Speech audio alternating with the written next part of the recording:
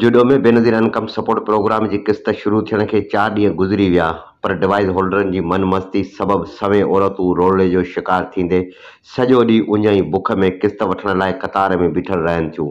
सख़्त गर्मी बावजूदि बि डिवाइस होल्डर औरतुनि खे इंतज़ारु कराए उन्हनि खां वधीक कटौती करण लाइ फ़क़ति 2 डिवाइस हलाए रहिया आहिनि, जॾहिं त डिवाइस होल्डर सिफ़ारिश ऐं वधीक कटौती जी रक़म ॾींदड़नि खे क़िस्त ॾियनि था, पर ग़रीब ऐं बेवा औरतूं सॼो ॾींहुं गर्मीअ में इंतज़ारु करण खां पोइ ख़ाली हथनि सां घर हली वञनि थियूं।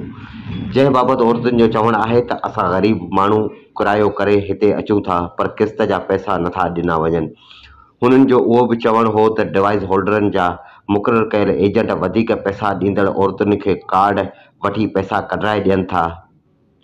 जुडे में सरेआम कटौती कंदड़ डिवाइस होल्डरनि ख़िलाफ़ कार्रवाई करण बदिरां BISB अमलदार उन्हनि सां बिठ बनियल आहिनि। हितां जे सियासी समाजी अॻवाननि संदनि ख़िलाफ़ फ़ौरी कार्रवाई जी घुर कई आहे।